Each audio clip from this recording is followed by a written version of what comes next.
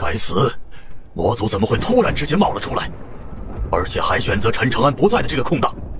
难道说他们是等着陈长安离开了，才入侵了太古仙域不成？不排除这种可能。可他们是如何知道陈长安不在太古仙域的？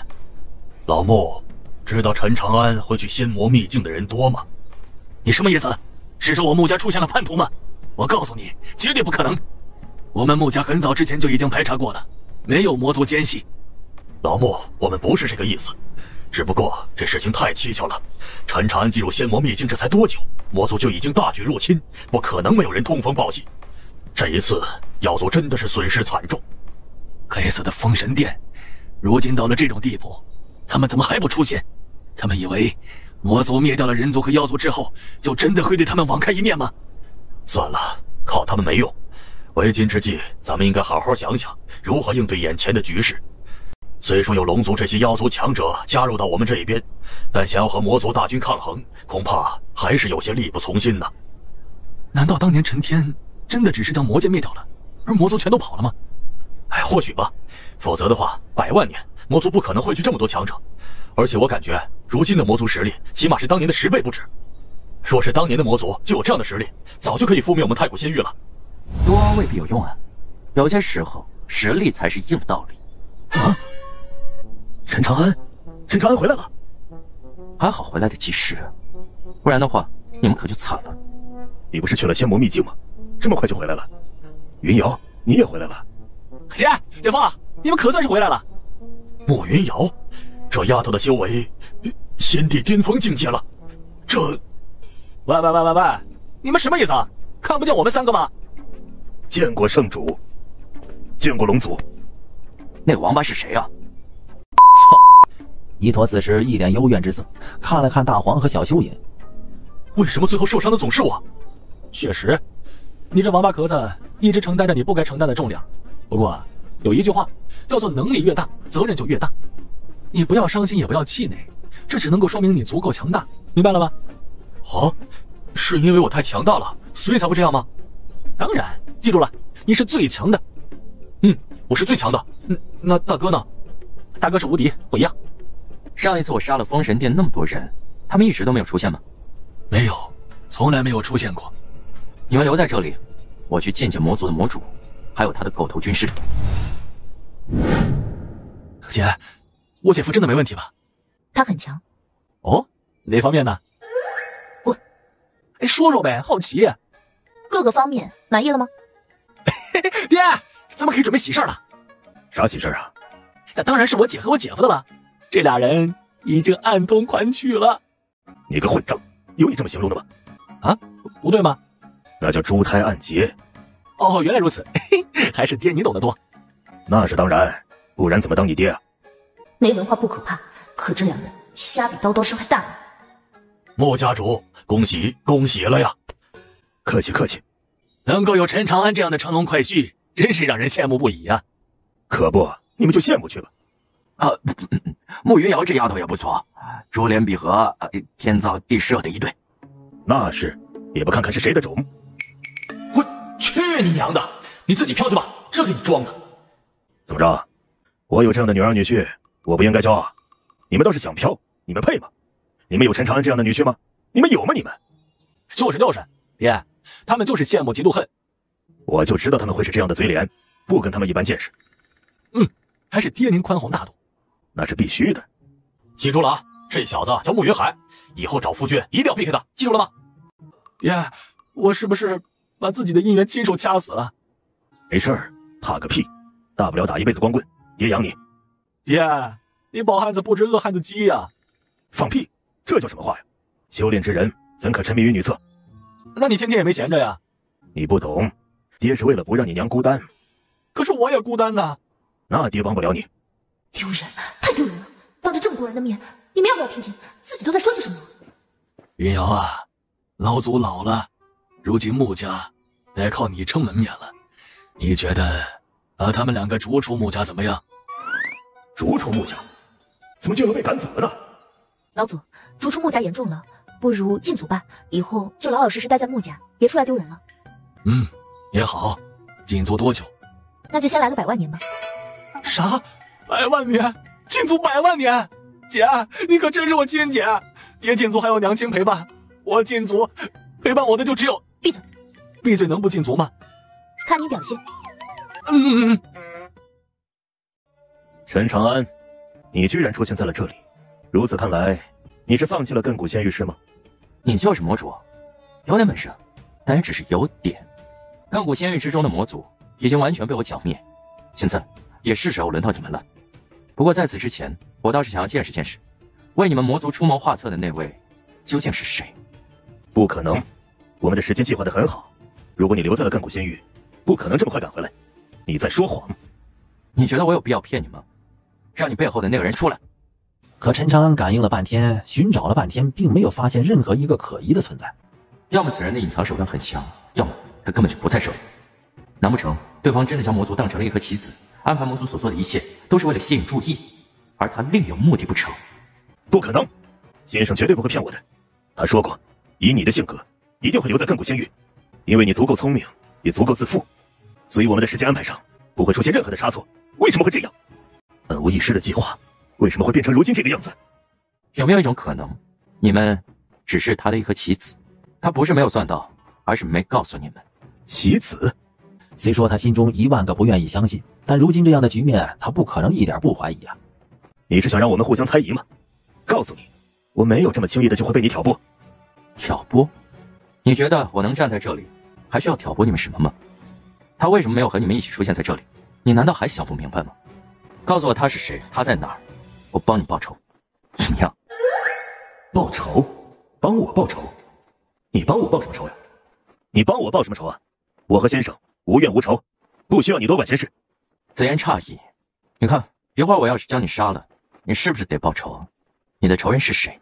明面上看，你的仇人是我杀了你，但实则并非如此。你我本无怨无仇，造成今天这个局面的，便是你口中的那位先生，所以他才是罪魁祸首。杀你并非我本意，也实属无奈。我只是一个善良的人，所以告诉我他是谁，在哪儿，我帮你报了这血海深仇，如何？陈长安的话让魔主的脑子已经有点短路了。杀了我，你还要为我报仇？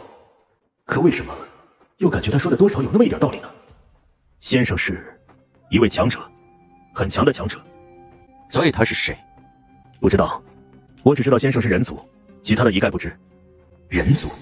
一个人族为魔族出谋划策，他究竟想要做什么？而魔主居然就这么相信对方？你口中的先生，是不是当初覆灭了魔界之人？听到陈长安的话，魔主的脸上出现了愤怒的表情。不是，你什么都不知道，就对他如此信服，他让你做什么你就做什么。他够强。既然如此，那我就杀了你。不过你放心，我会找到你口中的那个先生，为你和你们魔族报仇的。要不是他，你们也不至于走到如今这一步，都怪他。既然如此，那便多谢了，将来一定要帮我们魔族。我为什么要谢谢他呀？都是朋友，客气啥呀？安心的去吧。毁灭空间的出现，将魔主连同着魔族大军全部吸入其中，不费吹灰之力彻底解决了魔族这个隐患。这么快结束了吗？以后应该不会再遭受到魔族的骚扰了。你当时看到的未来和魔族有没有关系？这我并不知道，我看到的只是尸体。太古仙域除了你，没有人生还。至于发生过什么，我并没有见到。你能不能再去看一次？这一次带着我一起。我也很想再去看看，可惜不行。胡天骄虽然拥有9尾神狐一族这强大的天赋神通，可想要施展也并不是那么容易的。最主要的是他没有办法掌控，究竟要出现在什么时间点，就算是带着陈长安穿越到未来，也不确定会穿越到什么时间线上。怎么了？难道解决了魔族的危机之后，太古仙域的危机并没有解除吗？绝对没有，魔族背后的那个狗头军师并不在，这个狗东西才是真正的大麻烦。那接下来我们要怎么做？各回各家吧，这狗东西如今也不知道藏在什么地方，或许在伺机而动。圣主，您跟我们回去吧。不回不回。这好吧。龙族，那您呢？我得跟着义父。好吧。没有了魔族这个祸害，妖族也打算回到他们的地盘上，开始重新的整顿一番。你们怎么不走啊？你是不是要离开了呀？离开？自己去哪儿？什么意思？以你如今的实力，太古仙域明显已经让你无法得到增长了，而且又解决了魔族这个麻烦，你难道不走吗？放心吧，我一时半会儿还走不了，我得先把那个狗东西揪出来。既然一时半会儿走不了，那不如先成个亲呢。你着什么急啊？着急当你爹呀！你他妈就这点出息吗？老祖，还是禁足千万年吧。还是关到死吧。诸位，还是先回吧。太古仙域的危机没有度过，大家也不要过于松懈，努力提升自己的实力才是王道。见陈长安这么说，众人也是点了点头。等到所有人都离开之后，慕云瑶这才开口询问：“你真的一点头绪都没有吗？”封神殿有问题。封神殿？你觉得魔族背后的那个军师来自于封神殿？不知道，但封神殿绝对不正常。找到封神殿，或许能够问出些什么。大哥，封神殿在哪儿啊？当初应该留个活口，这样或许能够通过灵隐术找到他们的老巢。大意了。大哥，那再用一招引蛇出洞呢？用什么引？用什么引？大黄被问懵了，但是陈长安的脸上却出现了笑容啊。大哥，你想到了？想到了，但不知道这一次有没有用。封神殿对于任何事情都不关心，可有一件事情他们却是不得不在乎，那便是太古仙域。死马当成活马医，万一这封神殿之中就有那一根筋呢？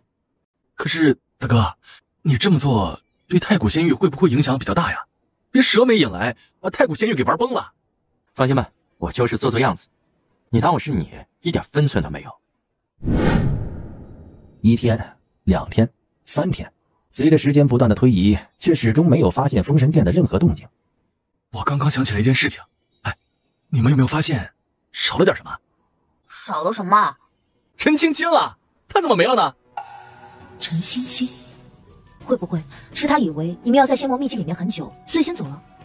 不会，他只会一动不动的站在那里等着，除非是出了什么事情。难道说是因为先前的情况过于紧急，所以陈长安没有时间去顾及这个事情吗？大哥，你怎么停了？发现了，果然封神殿还是有一根筋的。长安，陈青青消失了，你没发现吗？发现了，从仙魔秘境出来，我就发现他不见了。不过当时没顾得上，而且我并没有发现他的气息有点古怪。陈青青的事情，等之后再想办法弄清楚吧。咱们现在先搞清楚封神殿的事。封神殿成员，不错，你是陈长安。你就是陈长安，你是故意引我出现的？不是引你，而是封神殿。我还真的是很好奇，封神殿究竟在什么地方？你们对于太古仙域的消息知道不少，可为什么从来没有人知道你们的行踪和下落？这一次，为什么出来的只有你一个？其他人是接收到了什么命令，不允许出现吗？你问这么多做什么？你杀了我们封神殿那么多人，我们还没找你算账，怎么？你是要想将我们封神殿也灭掉吗？我对于灭掉你们封神殿不感兴趣，但我对于你们封神殿的殿主很感兴趣。带我去见他。不可能，我有些事情想要和他聊聊。如果你带路，大家心平气和；如果你不带路，那我就只能够用些手段了。最后的结果还有没有办法善了？你觉得最后谁的胜算更大一些？谁的胜算更大一些？陈长安的话让对方犹豫了起来。别犹豫了，你能够出来，若不是他有意为之，你觉得你出得来吗？或许他也想见我，你说呢？你确定不会对店主不利？不确定，但你没有选择。他知道以陈长安的手段，只要找到了自己，一定会有办法找到封神殿的位置。与其顽抗到底，还不如直接带着他过去呢。走吧，我带你们去封神殿。封神殿所处于的位置十分的奇特，而且还是一个陈长安根本就没有想到的地方。亘古仙域、太古仙域，以及那卖酒老头的故乡缥缈仙域，这3个仙域相连接的位置，有一个巨大无比的独立空间自成一界，而这里就是封神殿一直以来生活居住的地方。这是太古殿，我要见的是你们封神殿殿主，不是分殿殿主。你又没说清楚，再说了，我又不知道总殿具体位置，我怎么带你去啊？别费力气了，这个地方感知力没用，我在这里的感知力只能够感知到1000米范围，你就算再厉害，几十公里也已经是个极限了。感知力在这里受到的限制特别大，就算是以陈长安的实力，也只能够感知到20多公里左右的范围。这封神殿的强者也太多了吧？这只是一个太古殿，亘古殿和缥缈殿呢？你就是陈长安，就知道你会来到这里。你是怀疑我们封神殿和魔族有关系，对吗？很难不怀疑，只不过你好像还没有那个实力，让魔主甘愿言听计从。你说的不错，我的实力最多能够和魔主五五开，但我杀不了他，同样他也杀不了我，是不是很意外？没想到封神殿还有分殿，而且一个分殿殿主的实力就能够和魔主相抗衡。太古殿殿主十分的得意，似乎特别想要看到陈长安惊讶的样子。我怕告诉你，从一开始太古新域所谓的封神殿就是太古殿，当真以为当年那些人有资格灭掉太古殿吗？不过是我们选择了退让罢了。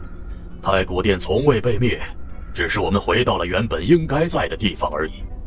也就是说，当年太古仙域之中的封神殿，也就是太古殿的成立，是因为真正的封神殿殿主授意的。难怪能够汇聚这么多的强者，存在了这么多年。强者要是不多，那才是怪事。你们封神殿存在的真正意义究竟是什么？封神殿存在的意义我不清楚，但我们太古殿存在的目的，自然是为了保护太古仙域。亘古殿、缥缈殿同样如此。保护太古仙域？缥缈仙域有没有受到魔族的骚扰，陈长安并不清楚。但太古仙域和亘古仙域，如果不是有自己在的话，差点直接被魔族彻底统治。魔族不值一提，就算让他们掌控了又如何？只要有我们在，就不会给他们机会破坏太古仙域。所以，我们不会干涉过多的事情。蛊惑凤族偷走法则碎片，逃往幽冥仙域的人，是不是你们封神殿？其他的事情陈长安可以不管，毕竟封神殿要做什么是他们的自由。他一直都感觉蛊惑凤族偷走法则碎片和给魔族出谋划策的是同一个人，而这个人目前来看，最可能的便是封神殿的殿主。这个问题我回答不了你，因为我不知道。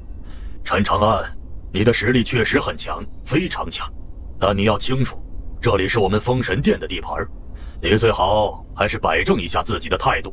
就算我不是你的对手，可不代表我们封神殿之中没有人是你的对手。你还真以为自己天下无敌了吗？况且你不为自己想想，也得为你身边的人想想啊！可不是所有人都如同你这般强大。你是很强，可我们封神殿也不弱，而且人还多。就算你能够侥幸脱身，可跟着一起来的慕云瑶以及大黄他们三个呢？他们有这个能力吗？你是在威胁我吗？你可以这么理解，不过我更多是在提醒你，最好注意一下自己的态度，否则你找不到想要的任何答案，而且你也未必能够全身而退。你很强是吗？那我倒要看看你究竟有多强。嘿嘿，还得是大嫂，真护短啊！大嫂真猛，一母果然暴力。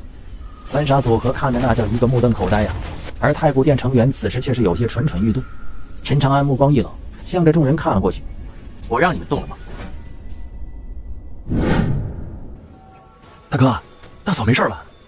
没事，太古殿殿主不是他的对手。突然，虚空之中传来了一声巨响，带我去见你们总殿主。你也不希望太古殿毁在你的手里吧？你在威胁我？这不够明显吗？就在太古殿殿主犹豫不决的时候，亘古殿和缥缈殿的人此时也来到此处。慕云瑶，你怎么在这里？然而慕云瑶只是平静地看了对方一眼，并没有理会。我一个人不行，这么多人难道还不行吗？只不过当和陈长安目光接触的那一刻，太古殿殿主又有些心虚了起来。发生了何事？他要见大人。他？哼，大人是他说见就见的吗？他或许真的有这个资格。啊？他是谁啊？陈长安。陈长安？你们两个都认识他？太古仙域和亘古仙域的魔族就是他灭掉的，一己之力覆灭整个魔族。一己之力覆灭了整个魔族，这么强？就算如此，大人也不是他说见就可以见的，就是咱们不得大人召见，也没有资格前往总殿。连他们都不能随随便便的前往总殿吗？这封神殿殿主的下子还挺大。话虽如此，可若是不答应，咱们又能怎么办？你打得过他？打不过又怎么了？咱们这么多人还怕他不成？魔族人不多，一招全灭，你他妈打吧，反正我是打不过。这一招就他妈一招全灭，这实力也太变态了吧！他才仙帝一重修为，不是天地一重啊！啊，天地一重，仙帝之上的境界吗？境界不代表一个人的实力，这么简单的道理你都不懂吗？这……等一下，你们刚才说的天地是仙帝之上的境界？不错，仙帝之上乃是天地境界。你想知道关于天地境界的信息吗？如果想的话，我可以告诉你。那你要……我不想。太古店店主一脸懵逼地看向陈长安。你刚才明明表现得很好奇，你现在又说不想知道。既然知道了，我早晚都可以打听到关于天地的事情。别想要用这件事情让我答应你什么。哼，还敢跟我大哥玩心眼儿？他浑身心眼子。你一定要见大人。别废话，我的耐心有限。带他去，恐怕会引起总店主的不悦。可若是不带他去，谁知道陈长安会做出什么事情来？用所有的性命去赌这小子不会大开杀戒吗？走吧，我带你去。见过你护法。封神殿护法吗？陈长安想见店主，跟我走。好，你带路吧。但只有你可以去。放心，他们在这里是安全的，不会有人对他们动手，也不会有人用他们威胁你。这一点我可以保证。我认识你吗？不认识。既然不认识，我为什么要相信你的保证？那你还见不见店主？当然见。那就只能你一个人跟我走。那不行。那你就是不想见了？当然要见。那这小子怎么有点粘牙呀？没得商量？没得商量。我去，这是什么情况呀？那我走。要去一起去，一个人是不可能的。如果你实在不放心的话，可以让他们先离开，这样总可以了吧？那我先回去了，你们三个跟我走。为啥呀？没事没事，大嫂说走咱们就走。莫云瑶一个眼神，大黄不由得心头一惊，甚至感觉到了屁股处传来了阵阵的剧痛。你们总店不会就这么几个人吧？人多没用，我们几个人就够了。给你介绍一下，这2位同样是封神殿护法，剩下的4位是长老。3大护法，4大长老，总店一共就7个人。不过这几个人的实力确实是不低啊，每一个人的实力都要强于3大分店的店主。天地境界，难道说这7个人的修为都已经突破到了天地境界？你们都是天地境界？不错，我们7人都是天地境界。你们店主呢？稍等片刻。行，那咱们聊聊，仙帝不是仙域的最高境界吗？为什么还有一个天地境界？原来仙域之中的最高境界并非仙帝，而是天地。只不过如今没有人能够在仙域之内突破到天地境界。既然如此，你们是怎么突破的？是店主帮助我们突破的。店主？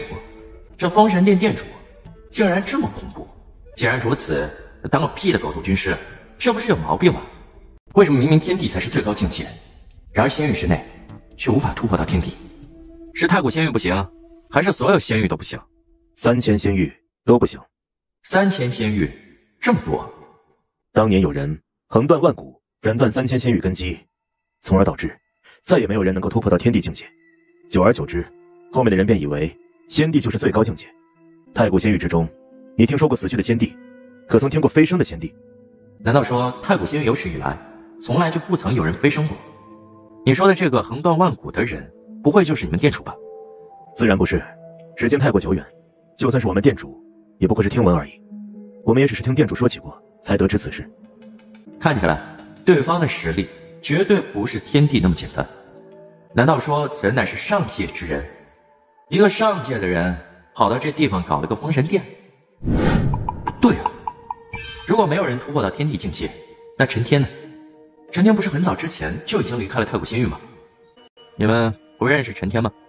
陈天，此人有些古怪，而且不可否认，他的实力很强，但他似乎并不算是仙域中人，所以仙域之中的规则自然也干预不了他。不算是仙域中人，什么意思？陈天本就是上界中人不成？陈天并非是土生土长的仙域人族，也不是下界飞升的人族，但他真正的来历，就连店主也不清楚。他来到太古仙域，更多的好像是为了某一件事情而来，事情解决了，他也就自然而然的离开了。当你站在太古仙域顶端的那一刻，便有了寻找答案的资格。陈天的这句话再一次出现在陈长安的脑海之中。你们店主怎么还不来？见我之前还得梳妆打扮一番。你们店主不会是个女人吧？看上我了啊？不许对店主无礼。陈长安，你别太放肆。这里是封神殿，在这里你最好给我安分一点。天帝是吧？我其实很想见识一下天帝的实力究竟如何。你们是一个一个来，还是一起上？啊，太他妈嚣张了吧！天帝啊，我们可是天帝境界，你就这么直接瞧不起我们？你对天帝境界一无所知，所以才会这么有勇气吗？对于天帝，我确实一无所知，不如几位让我知道知道。我是真的很想要见识一下天帝的实力究竟如何。好，那我就成全你。大长老正准备动手，突然神情一顿，这让陈长安眉头一皱。对方似乎是接收到了什么信息，所以才停了下来。难道是封神殿殿主？陈长安，今天算你运气好。等你见过殿主之后，你若是还想见识一下，我可以成全你。我们走。怎么是你？陈兄，好久不见。无名刀，你居然是封神殿殿主？不对啊，你不是无名刀。当初在太玄界灭掉奉天皇朝，为无名刀讨回公道之后，无名刀便和林相柳一同离开。从此之后，陈长安就一直没有了无名刀的消息。陈兄，无名刀确实是我，只不过只是我的一个分身罢了，所以它是我的一部分。我们自然是同一个人。这样的分身我有很多，只不过无名刀的经历多少有些偏离了我的安排。很多分身？搞这么多分身做什么？还要有什么样的安排？当初在太玄界，我所认识的无名刀并没有那么多的秘密，他其实并不知道自己只是一道分身，对吗？不错，这也正是他会偏离我安排的原因。分身还可以投胎，还可以转世的吗？而似乎是看到了陈长安的疑惑，无名刀笑着说着：“我的分身是通过灵魂剥夺而来。”灵魂剥夺，也就是说，无名刀是将自己的灵魂不断分化，然后让这些灵魂投胎成为一个新的存在。这么做的目的是什么？不过是一种修炼手段罢了，顺便还能够让我获得很多的信息，招揽不少的人才。你喜欢做什么我不管，你有多少分身也不关我的事。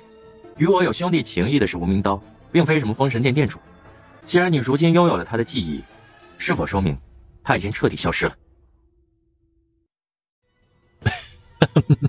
他本来就是我，我也就是他，有什么区别吗？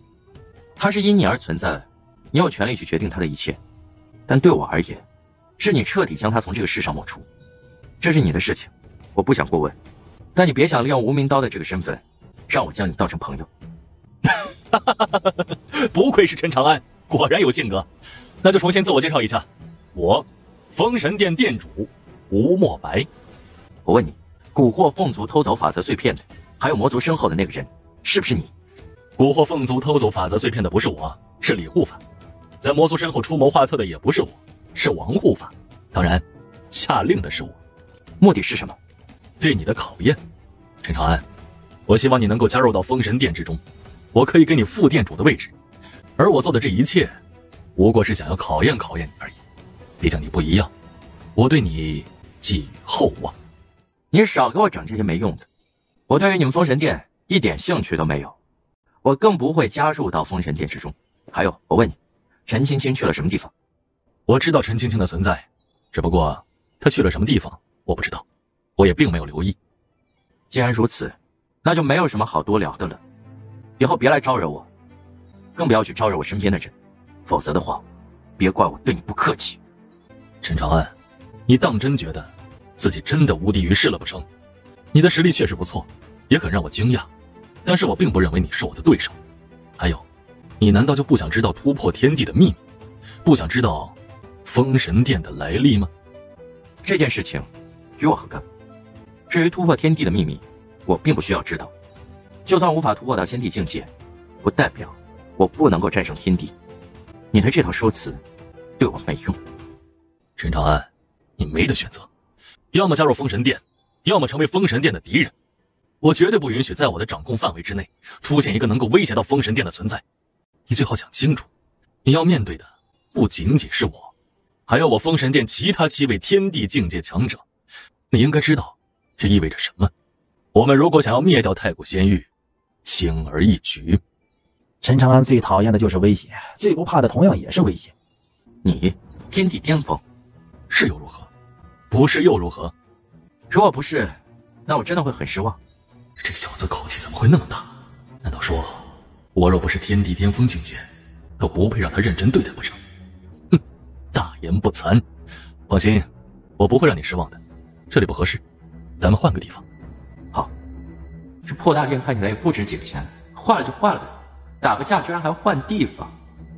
这是，店主难道要和陈长安交手了不成？店主未免也太给陈长安面子了吧？对付陈长安，我们几个不就可以了吗？店主既然这么做，就一定有他的道理。陈长安的实力，或许真的不是我们能够对付的。我们对付不了，我们可是天地境界。陈长安的实力确实很强，但一己之力灭掉魔族，我也做得到。我们几个人都能够做得到，可能够做到如陈长安这般轻松吗？这里比较合适，敢吗？有何不敢？好，出手吧。话音未落，两个人于空间裂缝之中爆发了激烈的大战。而伴随着两个人的战斗，空间裂缝四周被撕裂开了无数条口子，而这些口子所对应的便是一个又一个的仙域。停，等一下！啊？什么意思？不打了？别打了，再打下去，这空间裂缝就要崩了。空间裂缝还能被打碎的吗？废话，当然可以。你自己感觉不到吗？如果空间裂缝崩了，会波及到很多仙域。别打了。那他们你还带我来这个地方打架，你成心的是不是？吴莫白此时也有些尴尬，再这么打下去，空间裂缝一旦崩塌，哪怕是崩塌一部分，那么这部分所连接的仙域将会遭受到毁灭性打击。服不服？不服。不服。走，换个地方继续打。咱们还是先谈谈吧。不谈。我告诉你秘密。不听。我知道的一切都告诉你。没兴趣。我服了，行了吗？现在可以谈谈了。你不是没兴趣吗？现在有了。我操，这他妈到底是什么人呐？打又打不过，说也说不过，论无耻，他更不可能是陈长安的对手。两个人再一次回到了封神殿的大殿之中。你想知道什么？问吧。说实话就行。我还没生出来，你就已经开始控制魔族了。你说是为了考验我，你觉得我会信吗？你掌握魔族，又让他们听你的命令，目的究竟是什么？是合作，和陈天的合作。陈天负责赶走魔族，然后我派人出面给魔族出谋划策，目的就是为了你出现在太古仙域的时候，不会太一帆风顺，也是为了让你抓紧时间提升修为。否则的话，以你的性格，根本就不会着急提升修为。果然是陈天，就知道这王八蛋不可能跟这些事情都没有关系。那蛊惑凤族呢？也是为了给我添麻烦？不全是，这件事情是我自作主张的。我想看看你的能力到底为什么能够让陈天如此重视，而且是在那么早之前就为你铺路。听你的意思，你很看好陈天？他很变态，和你一样都是个变态，甚至比你还变态。我在他的手上撑不过一招。撑不过一招？这么猛？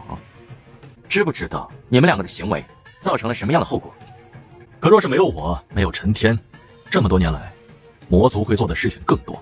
我们只不过是为了达成某种目的，让魔族的破坏集中到了一个时间点而已。况且，为达目的不择手段，这有什么错吗？你不会那么妇人之仁吧？现在你可以说说封神殿的来历了。我成立封神殿，目的就是为了挑选优秀的人才，组建一个强大的势力，目的只有一个：飞升万古神域。万古神域，上界的名字吗？陈长安，你早晚都会前往万古神域的，不如我们一起合作，如何？飞升万古仙域还需要合作？有那么难吗？3000仙域从来没有人飞升，你不觉得这里面有问题吗？虽然说当年有一个人斩断了3000仙域的根基，让人无法突破到天地境界，可是仙帝巅峰同样是有飞升机会的。关于这一点，我曾经在古老的记载之中见到过。我怀疑是有人强行关闭了飞升通道，所以如果想要飞升，就必须冲破这道封印。原本我以为陈天是最合适的合作对象，只可惜陈天对此并没有任何兴趣，而且他消失得太快，太蹊跷，突然之间人就不见了，去了哪里都没有人清楚。你和陈天既然是合作，你帮助了他控制魔族，他给你的回报呢？他确实答应了一些事情，但他跑了。我去，这个老六。我可以给你提供修炼的资源，你如今修炼这么困难，需要大量的资源，只有封神殿能够满足你这一点。见到陈长安拒绝，吴莫白直接选择了利用资源来引诱陈长安。你以为这样我就会答应你合作？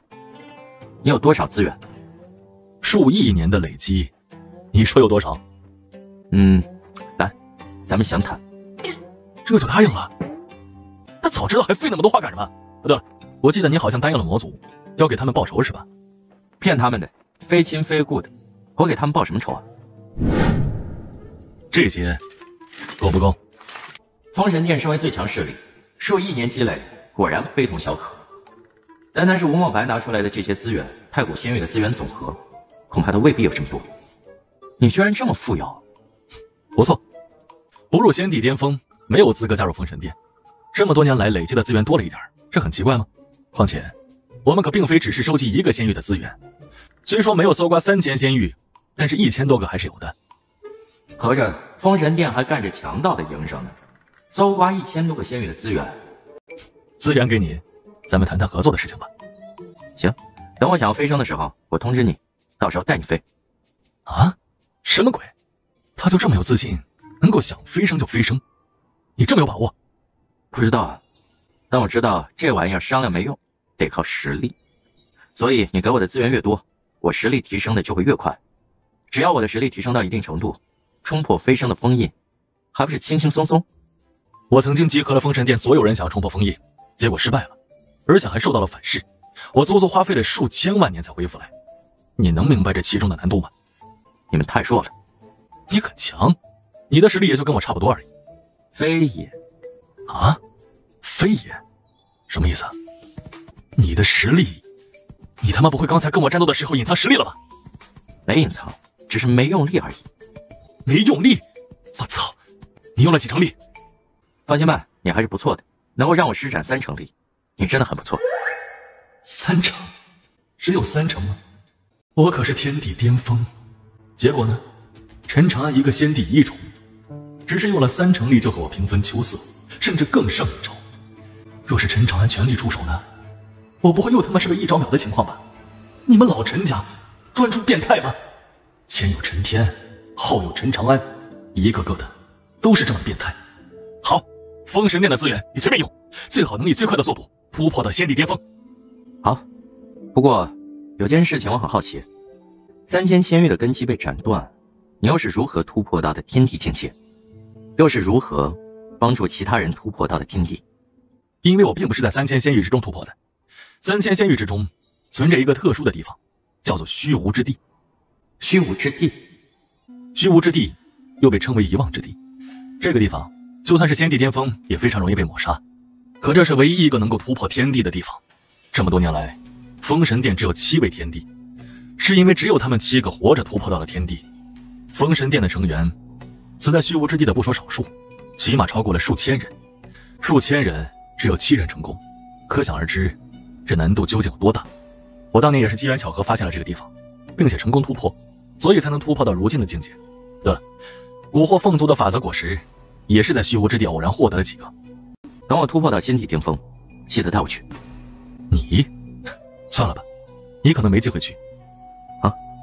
你突破所需要的资源太多了，我封神殿的库存虽然不少，可是我不认为那些资源能够支撑到你突破到先帝巅峰。没办法突破到先帝巅峰吗？算了，不重要，走一步看一步吧。对了，陈天有没有给你留下了什么东西，让你转交给我的？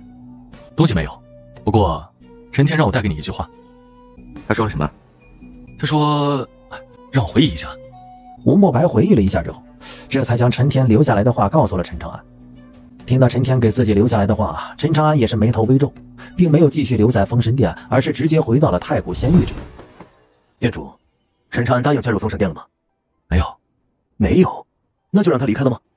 不然呢？我又打不过他。打不过？店主居然说自己打不过陈长安，他真的这么猛？店主，您是不是太谦虚了？谦虚？我也希望如此。吴莫白无奈的一笑，并没有说的太具体。回来了，怎么样？是封神殿吗？陈长安点了点头，将在封神殿发生的事情说了一遍。所以这事情就这么过去了？算是吧。我现在更好奇陈天留给我的话究竟是什么意思。陈天留下来的话，大哥，他又说啥了？这一次很奇怪，他居然给我打了一个谜语：天上天，水中水，不是天，不是水。就这么一句话，没头没尾，根本就不知道他想要表达什么。大哥，他是不是玩你呢？天上天还好理解，那就是天的上面还有天，水中水，这他妈不是废话吗？水里面当然有水了，可是最后不是天不是水，又代表着什么呀？你问我，我他妈问谁啊？你去问陈天呢？啊，没事啊，我就是随便说说。有话直说不行，还他妈玩起来猜谜了。这王八蛋，别让我抓住他！难道是担心说的太直白，吴莫白那小子会忍不住跑过去查看？长安，现在你有什么想法吗？开始修炼突破修为吗？除此之外，似乎也没有别的事情可以做了吧？当务之急确实是要修炼，不过在此之前，咱们得去一趟周家。去周家？周远雄去那儿做什么？慕容两姐妹来太古仙域了。当初寻找封神殿的时候，我就感应到这两人的气息了，只不过当时有事情要做，我就没有说。慕容两姐妹来太古仙域了，走，我也想过去看看她们两个。你怎么这么激动啊？怀孕这么久的孕妇，我还没见过呢，好奇。大哥，该说不说，我也好奇，我想去看看大侄子是什么情况，我也算是当狗叔了。那我是王八叔。我要当大哥了，嘿嘿，我终于当大哥了。这个祸害又来了。陈公子，大小姐，你们来了。看到周远雄脸上那比哭还要难看的笑容，慕云瑶也是有些疑惑。什么意思啊？不欢迎？不吃不喝，别紧张。不吃不喝？哎呦，这位爷呀，这是善心大发了吗？慕容两姐妹来多久了？就知道你是为了他们两个过来的。来的时间不久，应该只来了2年吧。2年？2年他们的修为就突破到准仙巅峰了。陈公子，您是不知道，您这2位夫人啊，我就没见他们修炼过，那修为蹭自己就突破了。2年帝尊一重，突破到准仙巅峰，而且感觉又快要突破了。话音未落，陈长安几个人都是心头一动。突破了！看到陈长安出现，慕容两姐妹也是兴奋不已啊。夫君，大黄他们3个看到这一幕，都吓得趴在一旁不敢吱声。很明显，他们都在猜慕云瑶会不会吃醋啊。这是我师傅，也是我夫人。师傅，夫人，见过姐姐，见过姐姐。啊，不用，都是自家人。你们这肚子里面的孩子有点古怪啊，居然能够屏蔽我的感知。我也没有办法感知到肚子里面孩子的情况。陈长安都不行，这孩子有点叛逆啊。看起来大姐是一个很好相处的人。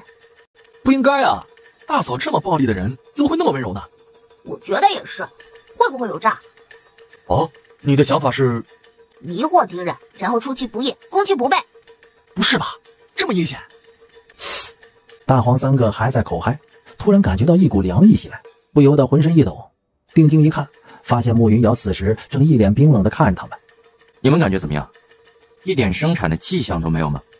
我感觉这小家伙是在我们肚子里面修炼，太玄界无法满足他了，他就让我们的修为突破，最后来到了太古仙域。啊，小家伙在娘胎里面修炼。根据他们2个人的感受来看，肚子里面的胎儿一直都在修炼之中。当初在太玄界，2个人的修为提升到了大地巅峰，便再无所进。根本原因在于所有能量都被肚子里面的胎儿所吸收了。当吸收到了一定的极限，胎儿无法得到满足，这才将能量还给了他们2个。这家子都他妈是变态，超级变态。哎，不对啊，如果是这样，那他们在修炼之中，你们2个人的修为怎么提升那么快啊？能量太多了，胎儿吸收不完，反馈给你们了。如果我没有猜错的话，是因为他们的修为如果跟不上的话，无法为腹中的胎儿提供一个完美的环境，所以必须先让他们的实力提升。那怎么办？这还得继续怀着，不然怎么办？他也不出来呀。虽说2位妹妹来了太古仙域，可他们目前的这种情况跟着你有些不太合适，留在这里也不太合适，不如先送到我们穆家吧。不管怎么说，我们穆家也是9大仙族之一，不管是资源还是安全性都要好一些。大气，不愧是大嫂。瞧瞧这格局，一母当真是令人心生敬佩。俺觉得大嫂真大。什么大呀？胸怀。是不小。听到大黄他们3个的话，慕云瑶也是目光冰冷地瞪了他们一眼。你看，现在夸都不行了。你们三个闭嘴吧！你们是不是喜欢被揍啊？就是喜欢这个感觉。将他们两人送到穆家，倒也是个不错的办法。毕竟陈长安接下来还不知道会发生什么事情，遇见什么事情，将这两个人带在身边确实不太方便呢。万一有个什么闪失，自己那未出生的变态子，岂不是就要夭折了？这比扼杀在摇篮之中还要令人惋惜。姐姐，我们听您的，我们去穆家。这就走吗？不然迟点。别了吧，走就走呗，我多嘴问这一句干嘛呀？陈长安不过就是吓唬一下周远雄，毕竟现在这些东西对于陈长安来说一点用处都没有，吃多少都只是浪费时间罢了。当陈长安带着慕容两姐妹来到穆家的时候，穆家所有人都傻眼了。这合适吗？这他妈真的合适吗？一个女婿带着别的女人跑到老丈人家里面安胎，哪有这么干的呀？陈长安是厉害不假，有别的女人也没问题，可你也不能这么干呐！这要是传出去了，别人会怎么笑话穆家？不愧是我的亲姐夫，牛，太牛了！那个倒也不是不行，就是长安呐，穆家好歹也是要脸面的，你说这事要是传出去，我这面子上多少有点儿。伯父，我们是陈长安的娘子，同样也是云瑶姐姐的妹妹。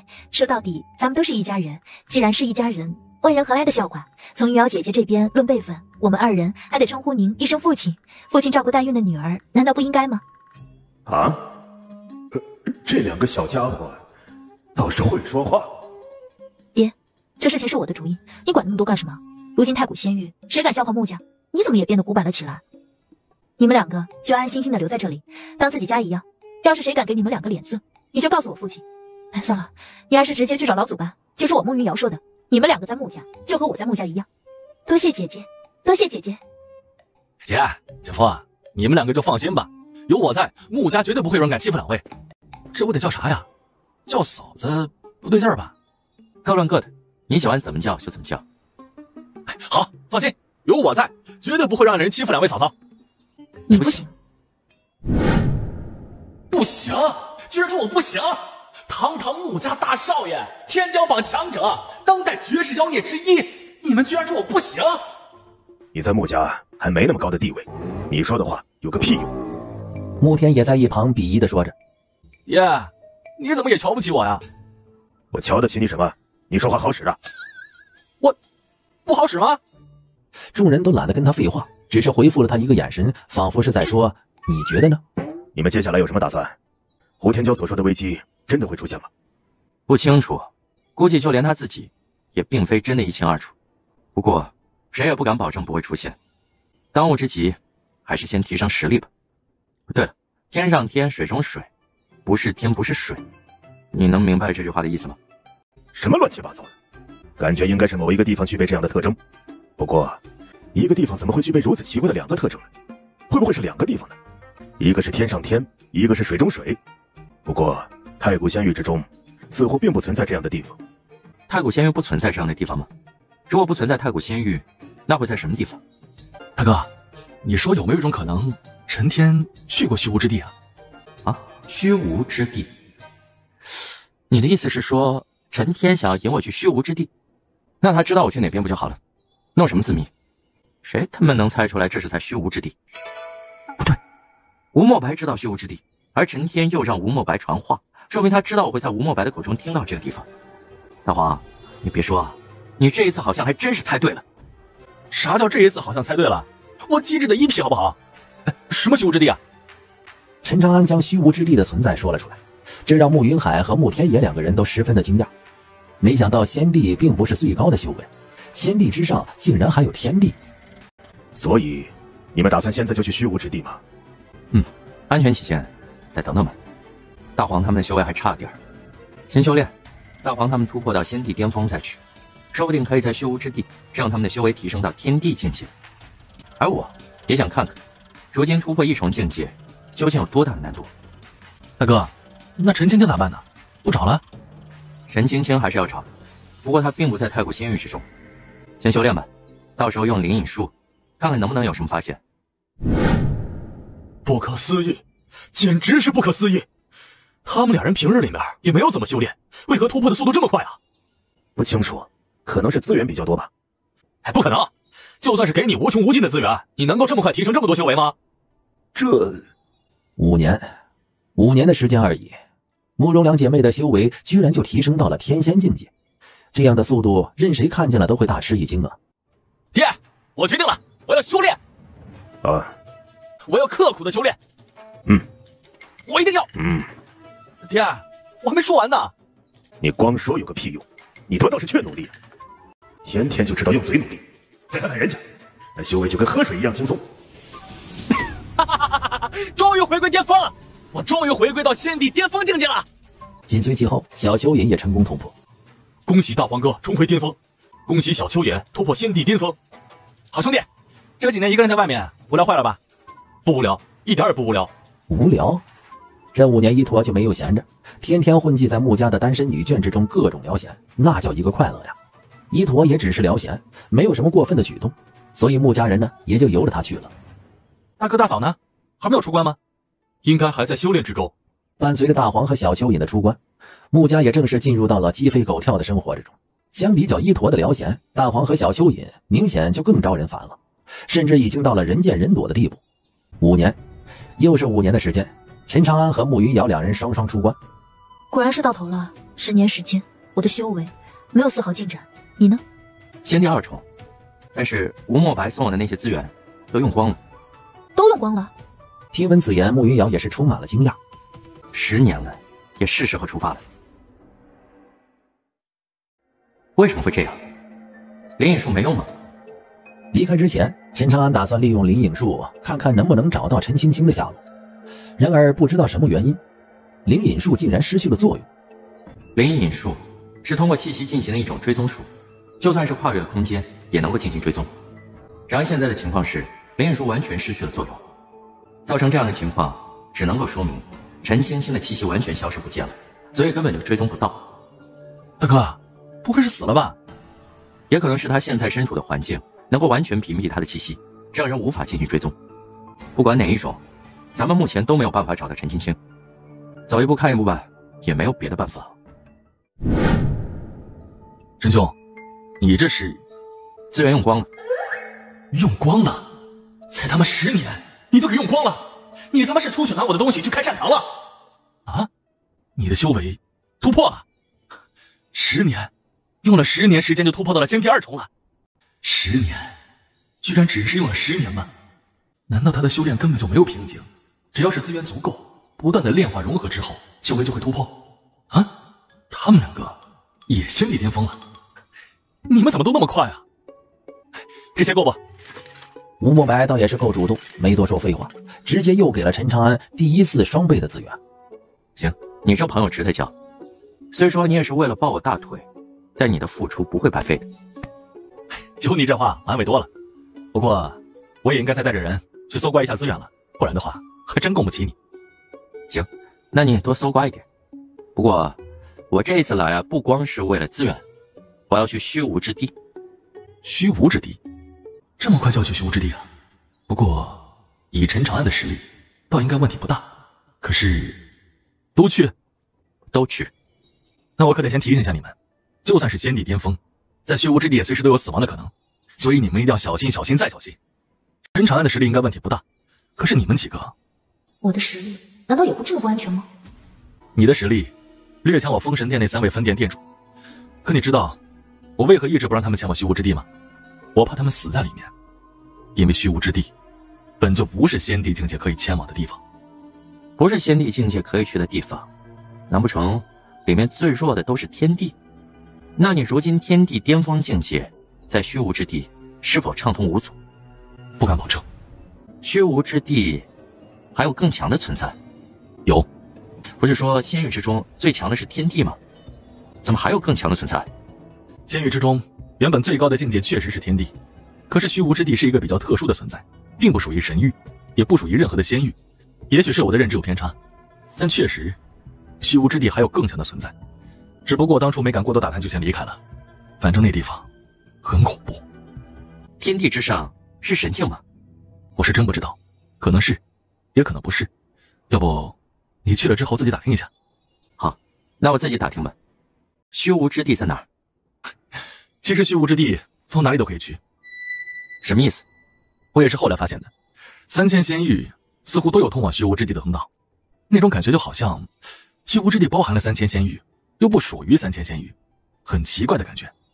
行了，就不用讲解了，你就告诉我怎么去就行了。这地方真的有吴莫白说的那么危险吗？我还以为这虚无之地是一个类似于秘境这样的地方，可看起来好像不太对啊。这天地间蕴含的仙灵之气，似乎比太古仙域的要强上很多倍，而且这其中似乎还蕴含着某种不一样的能量，很强。确实很不一样，我感觉这里也是一个世界，一个脱离了3000仙域的世界。哎，你们说，那生活在这里的人，不会连一个孩童都是天帝吧？孩童都是天帝，那也太恐怖了吧？没有那么夸张，就算真的有孩童，应该只是比其他地方的强上一些而已。能够选择在这里结婚生子，实力必然不会弱，有父母的保护，孩童应该不会有太大危险。走吧，咱们去打探一下这里的情况。大哥，不是说这虚无之地危险重重吗？咱们进来也半天了，我看着鸟语花香的，也没有啥危险呢。大黄，你知不知道自己是一个乌鸦嘴？每次你说完这种话，危险就会出现。大黄刚要反驳，却直接呆愣在原地了，因为他看到不远处确实有一个巨大无比的家伙出现了。我真的这么乌鸦嘴吗？大哥，这是个什么玩意儿啊？天地修为，果然很危险。刚进来没多久，就碰到了这样级别的怪物。若是普通的仙帝巅峰，恐怕很难从这怪物的手中逃走。你们待在这里，我过去会会这家伙。然而当陈长安要冲过去的时候，却发现这怪物突然转头就跑了。啥情况？怎么就跑了？啊，不对劲啊！我操，大哥，你看到没有？足足数十个怪物，这就他妈是数十个天地境界。这虚无之地当真是天地遍地跑不成？不过我怎么感觉他们好像是在逃命呢？大哥，你现在都已经这么厉害了，往这里一站，王霸之气就把他们给吓跑了。王霸之气？我哪有这么厉害？滚蛋，跟你有个屁关系啊！不对劲，他们绝对不是因为我而逃跑的。突然一道笛声响起，当听到这笛声的那一刻，原本已经逃走的那些怪物，好像突然是失了心智一般，又回到了他们原本待着的地方。这笛声似乎只是针对这些怪物的。哎呀，真是不怪，你们怎么又跑出来了呢？你们不是这里的人？确实不是，刚来这里不久。你们的修为太弱了，还是走吧。要不是我赶了过来，刚刚你们可能就已经死了。虽说我不是为了你们来的，但也算是救了你们一命。你们为什么不谢谢我呢？谢谢你，他们还威胁不到我，所以你并没有救过我。啊？威胁不到？你不过是仙帝2重境界，这里面你的修为最低。你知不知道他们是什么修为啊？不就是天地境界吗？不就是天地境界吗？你好像很瞧不起天地境界啊。确实一般般。这人怎么不识好歹呢？我也算是间接的救了他一命，非但不感谢，还口出狂言。哼，既然如此，那我就让你见识一下你口中的一般般究竟是什么样的实力。少女也不多说废话，而是直接吹响了手中的笛子。陈长安无奈地摇了摇头，随手一挥，冲向自己的那头怪物便瞬间是倒飞而出。好强啊！这人不过是仙帝2重境界，实力竟然如此强横，随手一击便能够击退我天地境界的宠物。你真的只是仙帝2重境界吗？你好厉害呀！你是人族吗？还是什么东西变的？你问了我这么多问题，我能不能问你几个问题？可以啊，但是你要先回答我啊。我可聪明着呢，你不回答我就不让你问。我是人族，不是东西。后面这句不重要。原来真的是人族啊，真巧，我也是。这有什么巧的呀？你是虚无之地的人吗？是啊。你什么实力啊？这些怪物为什么会受到你的控制？我天地9重修为，差一点点就可以天地巅峰了。这些呀不是怪物，这些都是我的宠物啊，只不过它们比较淘气，天天想要往外跑。宠物？哪有正经的小女孩弄这么一群丑了吧唧的东西当宠物的？你今年多大？我15岁。确定没有开玩笑？喂，问女孩子年龄是很不礼貌的行为，我永远15岁。好了，我已经找到他们了，我要回家了。这就要走了？等一下，你家在这里附近吗？我能不能跟你一起去？刚来到这虚无之境，什么都不了解，想要打听点事，可以吗？不可以，万一你们是坏人怎么办？少宇毫不犹豫地拒绝了陈长安，根本就不给陈长安再说话的机会呀。咱们也走吧。去哪儿啊？他家呀。大哥，人家不是不带咱们去吗？那他们你不会跟着去啊？有道理啊。你是何人？来到我们天地村有什么目的？大哥，这些人实力如何？气息上比刚才那个少女要强，所以应该都是天地巅峰境界。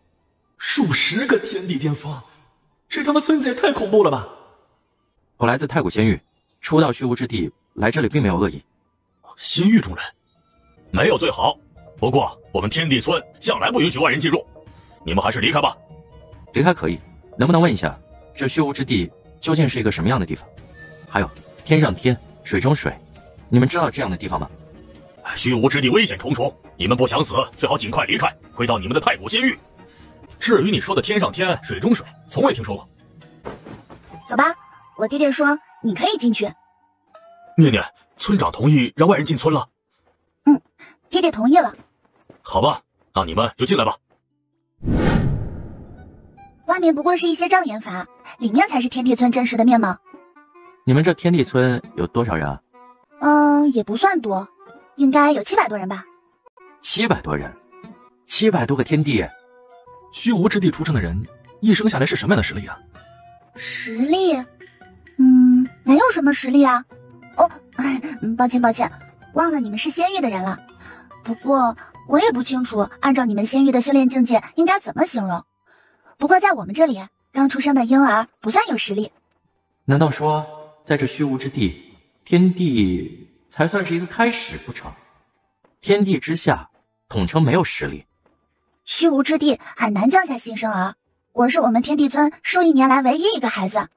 但听我爹爹说，我出生之后，15岁的时候就直接突破到了天地境界。爹爹说我的天赋很好，或许将来能够超越他。还真他妈是15岁就突破到了天地境界。对了，我还听爹爹说，娘亲怀我呀，就怀了100万年呢。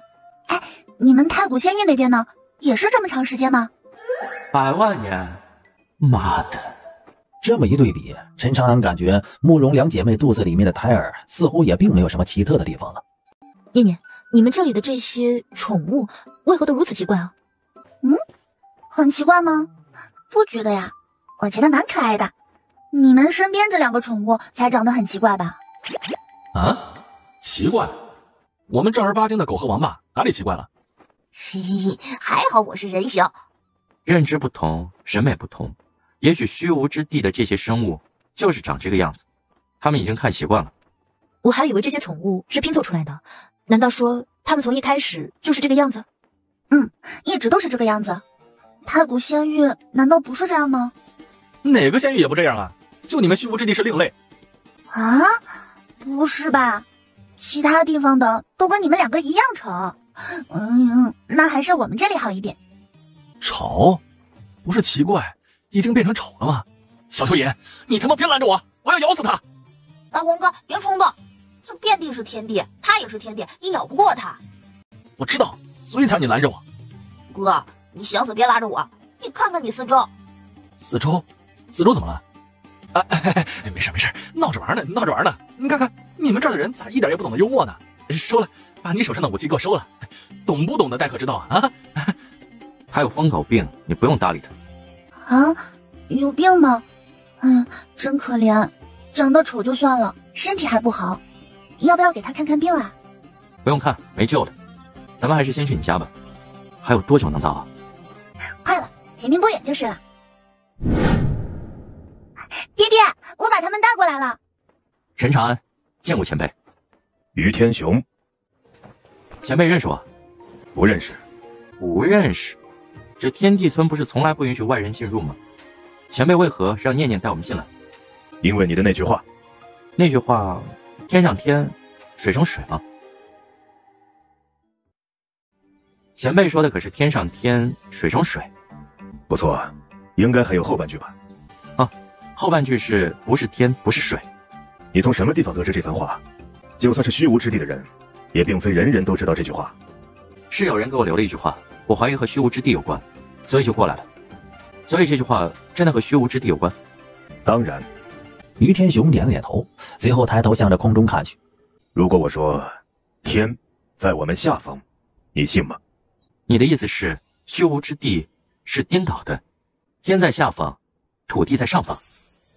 看起来并没有任何的区别，没有任何的影响。但所谓的天上天不是天，就是这个意思。因为天上的那片天是土地，虚无之地天地之间有一股奇特的能量在相互抗衡，这也是为什么明明颠倒，但这里的人并不会受到影响的原因。生活不受影响，但你们应该也看见了，在这里所有的生物都千奇百怪，而且孕育生命十分困难。念念并非天地村数亿年唯一降生的一个孩子，而是天地村有史以来唯一的一个。不知道这算不算是一种幸运，因为在虚无之地是无法孕育出新生命的。现在你还觉得没有任何的影响吗？除此之外还有其他的影响吗？很多，这里的很多事情和正常的世界是完全相反的，你自己多注意一下吧。完全相反的？前辈可知道水中水不是水又代表着什么？是一个地方吗？确实是一个地方，不过这个地方只存在于传闻之中。我也是在很久很久之前听过一些这方面的传闻，似乎这个地方乃是虚无之地一个十分神秘的所在。据说找到这个地方，或许能够让虚无之地回归正常。前辈，我想问一下，虚无之地中是否全部都是天地级别的强者？有没有更强大的存在？天地很多，能够留在虚无之地的必然是天地境界。至于更强的存在，当然也有。天地之上还有两大境界。天地之上还有两大境界？天地之上分别是地君和道地两大境界。地君和道地？天地之上难道不是只有神境吗？怎么还多出来了这么两个有点不伦不类的境界出现？若当真如此，那仙域和神域之间的差距可就不只是大家认知之中的这么简单了。看你的表情，应该一直以为天地之上便是神境了吧？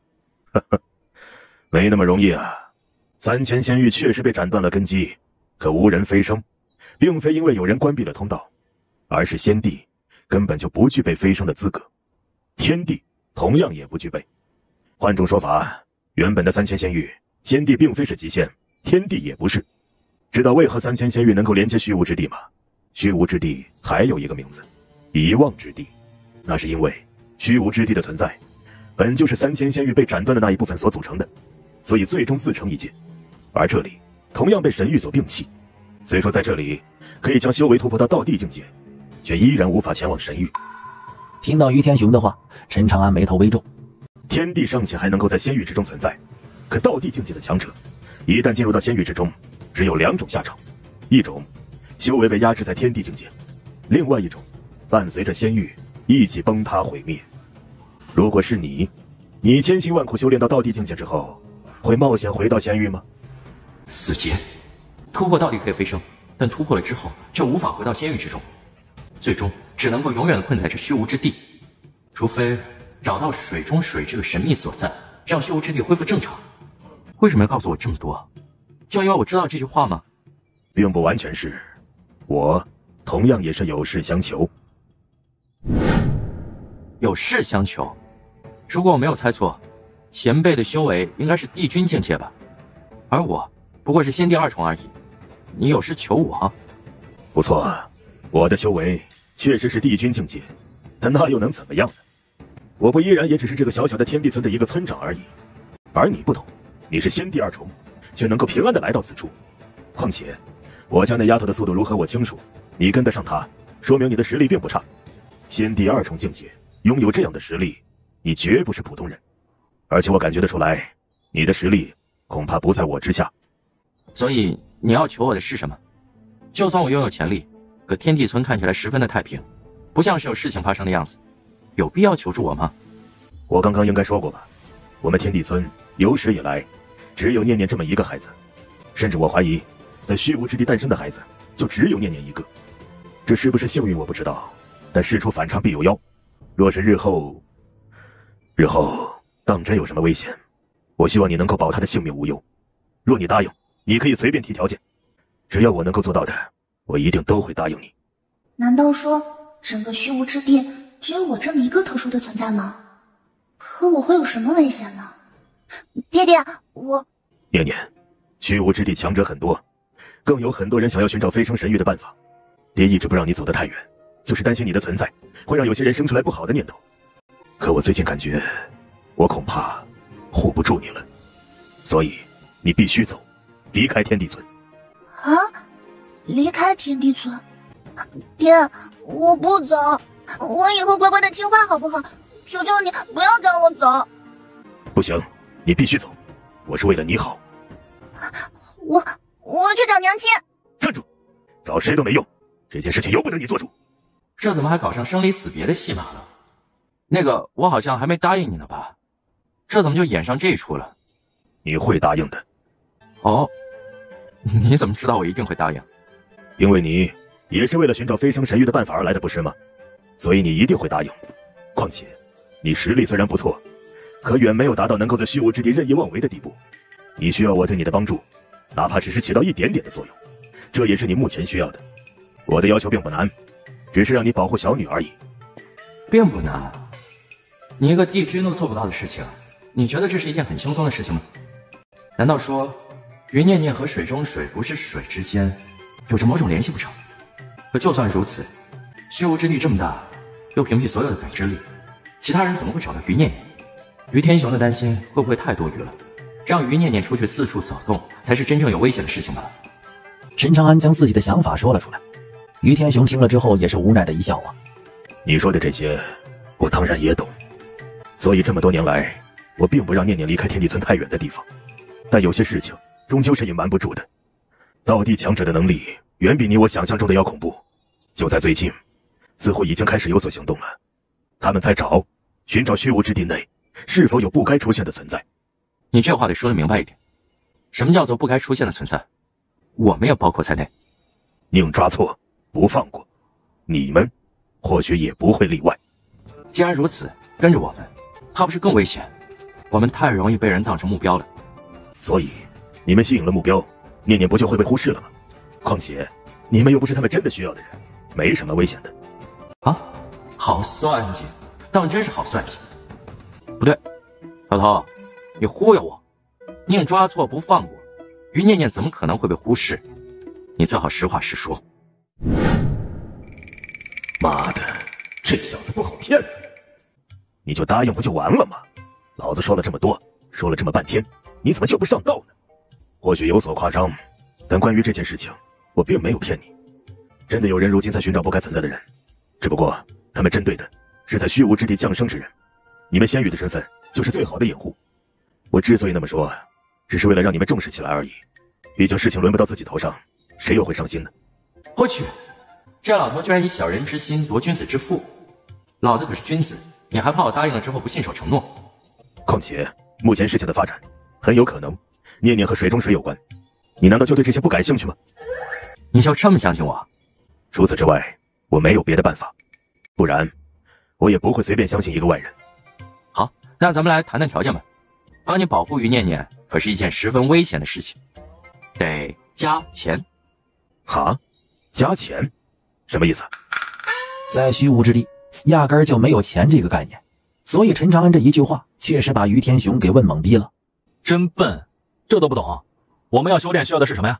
那当然是资源了，越多越好。你给的越多，我们保护起来也越卖力。我们总不能白干活吧？你们天地村资源多不多？没问题，资源虽然并不是很多，但支撑这几位突破到天地境界，应该问题不大。至于你，那我就不清楚了。好，那我们就先……可是话还没有说完，看到来人，于天雄也是眉头一皱。怎么了？来了，有3名强者来到了咱们天地村，要找村长您。来了？这么快？这里是我全部的积蓄，你们都带走吧。但是念念走得越远越好，我来拖住这几个人。虚无之地感知力没用，他们不知道你们的存在，现在走还来得及。那你怎么办？你们有办法满足于念念的存在吗？想办法办。除了我们天地村的人之外，没有人知道念念的存在。只要我们不说，相信他们也打听不出来什么。你有什么想法？这几个人不能留。我也是这样的想法。为啥不能留啊？笨蛋，因为他们会有一定的可能会将于念念的消息泄露出去，哪怕只是可能，都会给我们后面的路造成一定的影响，所以他们不能留。他们死了，虽说不能够完全杜绝，但可以为我们争取到一些时间，懂了吗？你有把握吗？不清楚，要看这3个人实力如何。若只是普通的帝君，应该问题不大。爹，我闭嘴，现在就走。陈长安，我就将念念交给你了，不管这里发生什么事情，一定不要让他回来。如果实在没有办法，将他送去你所在的监狱也可以，拜托了。前辈，这我可担当不起。拿人钱财与人消灾，你无需对我下跪。从今以后，一定要听陈长安的话。走吧。爹，走。等一下，等不了了，人马上就过来。要是被他们看见念念，你们就走不了了。就是要等他们过来，否则的话，我们就算是走了也没用。师傅，你先带着念念躲起来，见机行事。好。你究竟想要做什么呀？杀了他们。当然，这是最好的办法。只有这样，才能够彻底的避免于念念的消息传出去。不要抱着侥幸心理，哪怕有一点可能，都不能够发生，这才是最安全的做法。我一个人，就算是再加上天地村这几百人，他也未必是这3个人的对手。没事，这不是还有我吗？你一个小小的村长，还真是好大的架子，居然不出来迎接，反而要让我们过来见你，你觉得你配吗？好强的压迫感！这3个人绝对不是普通的帝君强者，修为最少也在帝君5重左右。3名修为帝君5重左右的强者，这怎么打呀？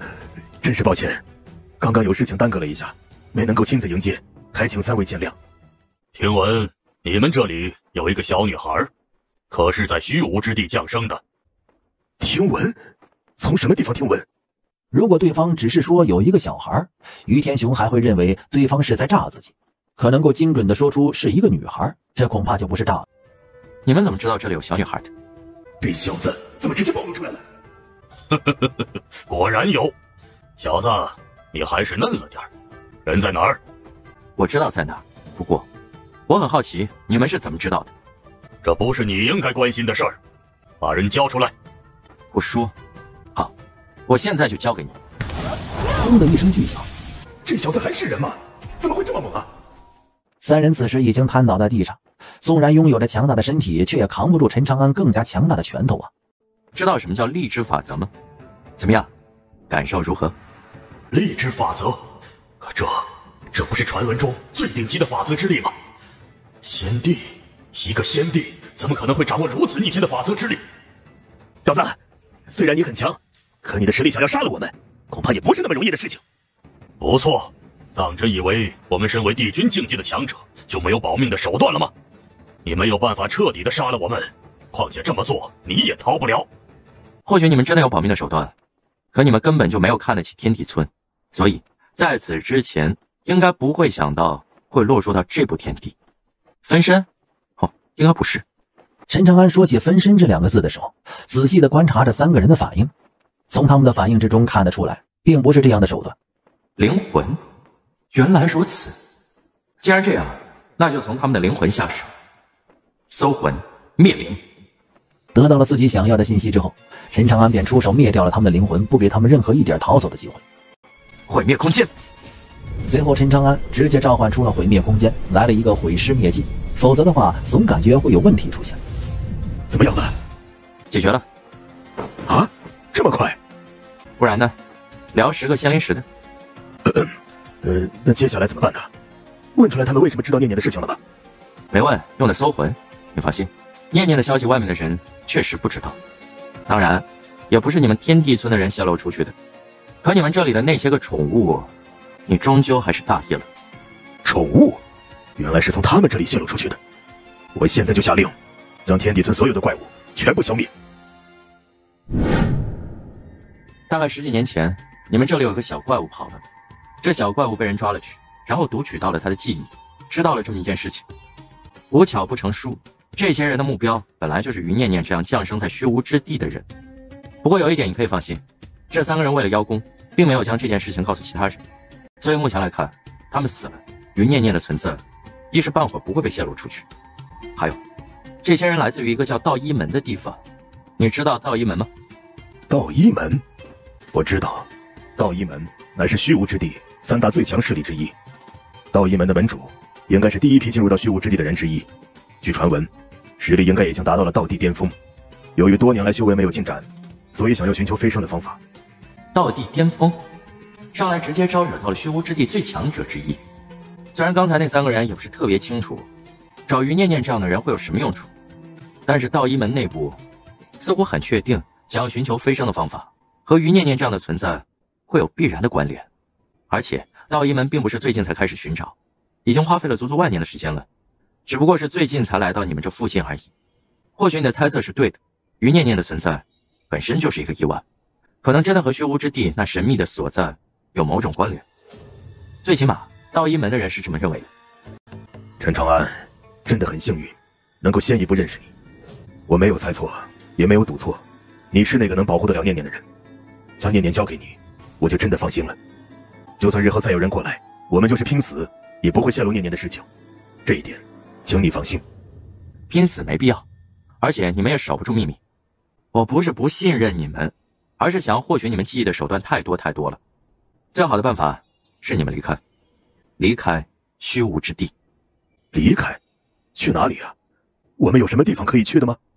于念念跟着我们，大家会认为她也是从仙域而来的。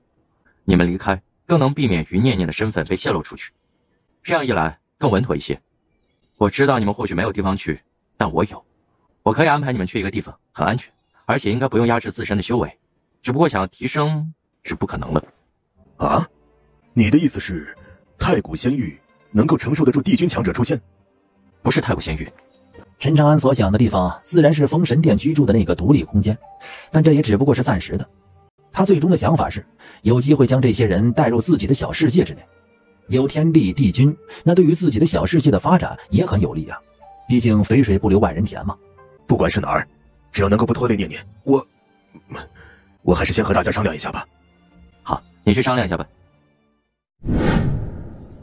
我们决定了，去你说的地方生活。临走之前，我们会将这里彻底的毁掉，所有的怪物我们也会杀掉。你觉得还有什么遗漏的吗？遗漏的还真有。有？你们都要走了，资源没用了吧？都给我办，我帮你们效劳了。这就是你说的遗漏？你看，你们安全了，但念念还很危险。我的实力越强，他就越安全。你说是不是这么个道理？资源是死的，人是活的，资源怎么可能有人重要呢？所以资源给我，等于他活。你细琢磨琢磨。于天雄无奈地叹了一口气，随后再一次将所有人聚集了起来，将大家手上的资源都收集了起来，一并交给了陈长安。东西给你了，人我也给你了，你千万要保护好他的安全。放心吧。还有，你到底走不走？走，但我能不能再多说2句啊？你都说半天了。以后一定要听话，记住了吗？千万不要再任性了，不是所有人都会像我们一样一直包容你的，知道吗？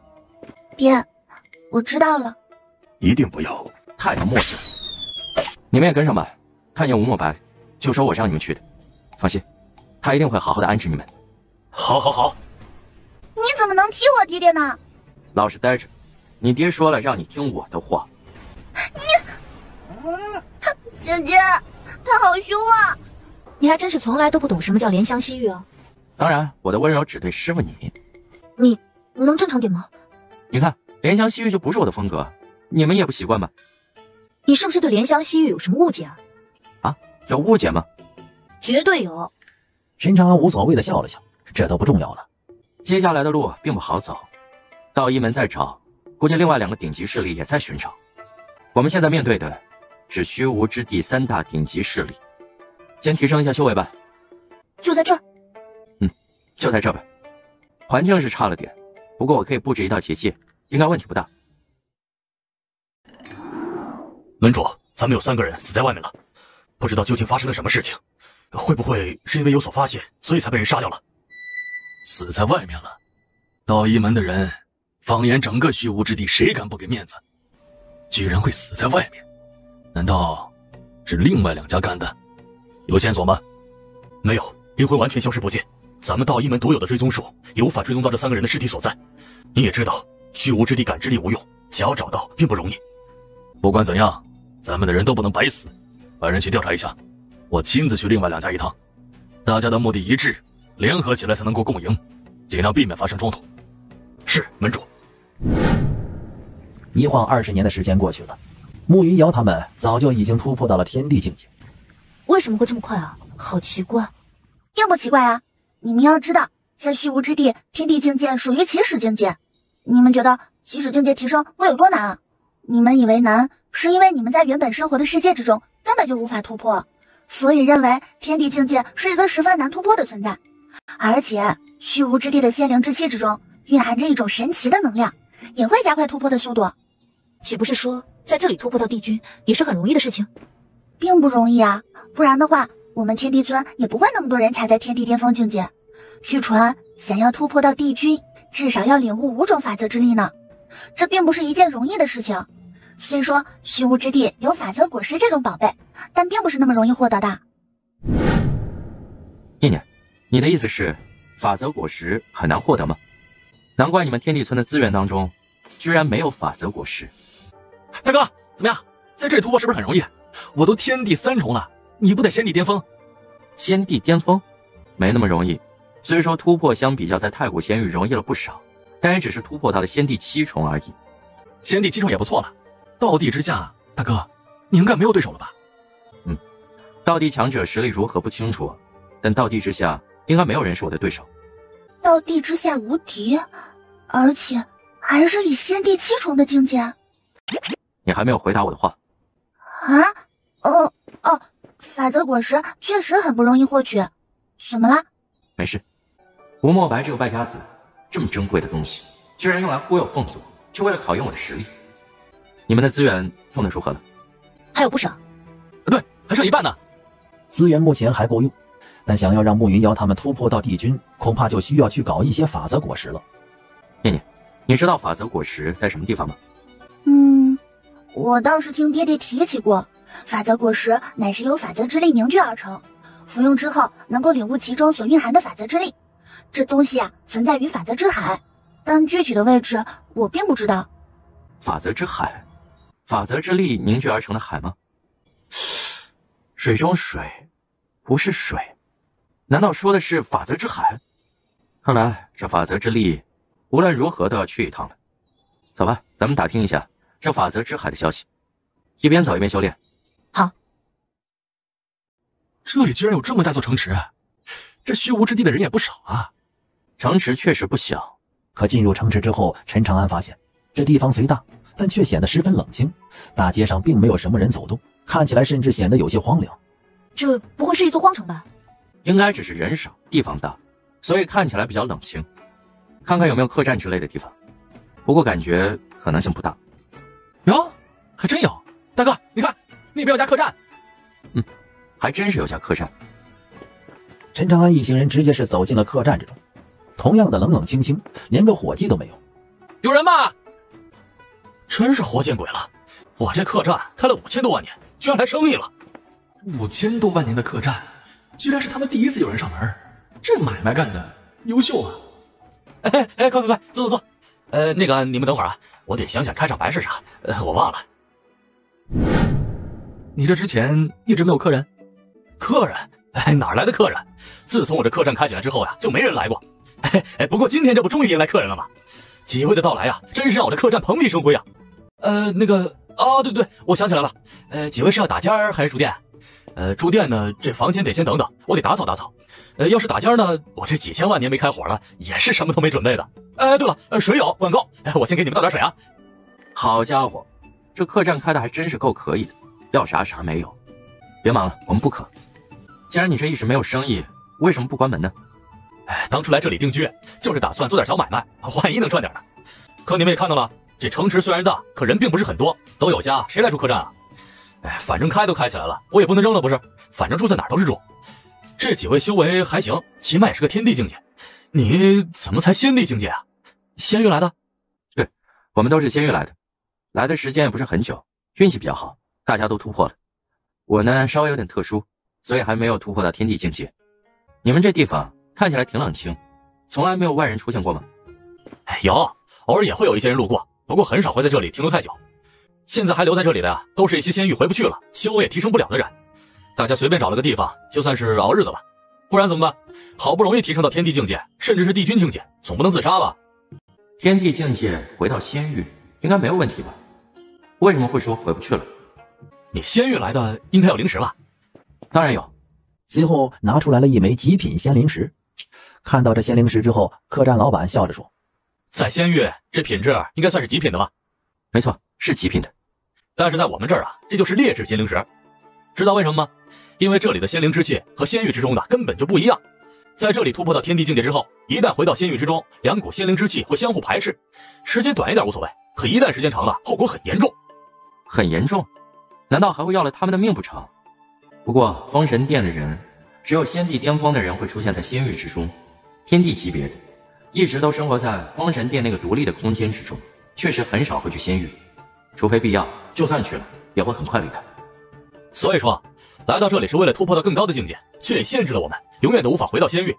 除非不想活了，那可以回去，但谁没事喜欢找死呢？真的有这么严重啊？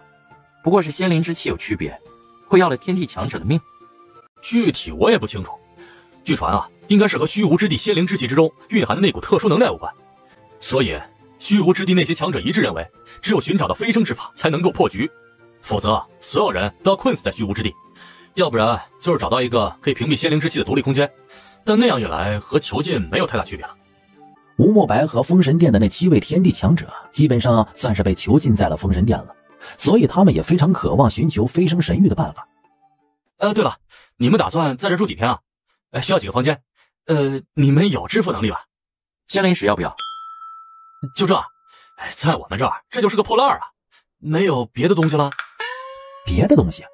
我们这初来乍到，身上确实没有太多东西，不然就算了吧，我们就不打扰了。别走，别走啊！好不容易来了客人，怎么说走就走了呢？我都好久没有说过话了。别走，别走。要不这样，你们陪我多聊聊，我不收钱，怎么样？反正我的客栈本来就没有什么生意，也不在乎了。那多不好意思啊。不好意思，我看你做的挺踏实啊。你这虽然没有客人，但这城里不是还有其他人吗？怎么会很久没有说话了？各忙各的，谁搭理谁呀？况且啊，大家没事就修炼，这里修炼不知道要多少年。我上一次跟人交谈，那也得有个180万年了。180万年？这么长时间不说话，那自己不得憋死呀？陈长安不得不承认，这个老板不仅仅热情，还他妈是一个话痨。陈长安起初听的还比较有趣，可听着听着，这货经常不自觉的吹嘘，这让陈长安渐渐的失去了兴趣。3天了，你都说3天了，你不累吗？不累，我还能再说3天。行，说可以，咱们聊点别的。我问你，你可知道法则之海？法则之海？虚无之地的人应该没有人不知道法则之海。如果不是拥有超强的天赋和悟性，能够自行顿悟法则之力的话，想要突破帝君，法则之海是必须的一个地方。只有那里的法则果实能够让人快速的领悟法则之力。但同样，法则之海十分危险，虚无之地有不知道多少天地巅峰都死在了那儿，大多数人都只能守在法则之海的外围碰运气，没有几个人敢深入法则之海。你们想要去法则之海？确实想去。急了一点吧，你们如今的修为还不如等到提升到天地巅峰之后再过去。那个地方我曾经去过，你们不仅仅要面对法则之海的危险，同样也要小心那里的人。法则果实不容易获得，你们觉得你们得到了留得住吗？别人就不会抢夺吗？打劫，这个好啊！你在兴奋什么？被人抢还兴奋？还是说……突然一个可怕的想法出现在了这客栈老板的脑海之中。这小子不会是想要抢劫别人吧？他疯了！他们这些人加起来也不够一个天地巅峰强者打的呀！大哥，一本万利啊！我觉得可行。要发财了！真好！这都是群什么玩意儿？疯子，全都是疯子不成？你们以为这里是仙域？你们在仙域可以为所欲为，但这里是虚无之地，强者那么多，你们这点实力有个屁用啊！你们先冷静冷静。你们知不知道法则之海那里究竟要面对多少强者？别说那里可能还有帝君强者，就是天地巅峰，你们也不是对手啊！你们现在去和送死没有任何区别。不如先在我这里待一阵子，提升一下实力再走也不迟啊。这就是你小瞧我大哥了。别说是天地巅峰，就算是帝君巅峰又如何？看到我大哥，那也得是跪地求饶。为什么呢？因为大哥足够强，强的一匹，有多强？道地之下无敌手。哟，这么厉害？可不是嘛！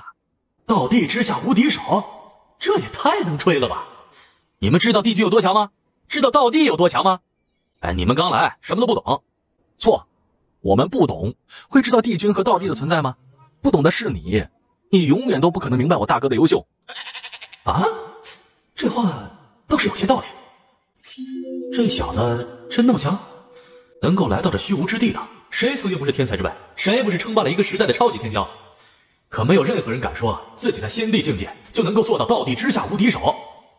想到这里，客栈老板没有任何的犹豫，直接出手。没看出来你的实力，只怕不是普通的帝君强者吧？不错，我是帝君7种，可我更没看出来你的实力竟然真的这么强。哎，你别忍着，要是受了内伤就说出来。你真的没事？也不是完全没事，就是被你这么打了一拳，感觉有点痒。痒？老子打了你一拳，你居然只是有点痒？知足吧，我大哥这么说是给你留面子呢，要不然一点反应都没有，你说你憋不憋屈？我谢谢你，你要不说我还真不知道呢。法则之海的位置告诉我就好了，剩下的事情我们自己会处理。对了，来你这这么久，你是不是也得表示表示？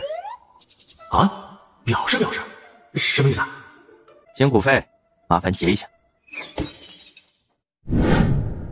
辛苦费？我收留你们在我这里不要钱，你们还跟我要钱？你看，我们来你这儿住店了吗？没有。吃东西了吗？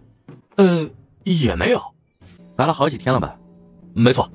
你一直拉着我们聊你的光辉岁月，我们陪了你这么久，是不是得收点辛苦费？好像有点道理。除了我们，还有人听你聊这些吗？没有。你是说这份情谊，是不是就值得给点辛苦费？没错。那还说什么？结算一下吧。多少？你有多少？也是不太多了。那就一半怎么样？行。客栈老板没有丝毫的犹豫，直接将自己的一半资源给了陈长安。于念念此时更是一脸的目瞪口呆呀，这样的操作他也是第一次见到啊。有话直说，这么痛快，心里头有别的想法吧？真聪明。哎，待着也无聊，带我一起去呗，正好我可以给你们带路。我不求别的，跟你们混点。陈长安的实力这么强，这可是个大腿啊！此时不报，何时报？不是，你都帝君7重了，还需要跟着我大哥混？你们是真不知道虚无之地的帝君有多少是吗？况且法则之海那个地方，就算是道地强者也会去的。我这帝君7重有个屁用啊，还不过人家一巴掌拍的。我知道虚无之地天地强者很多，难道帝君也很多吗？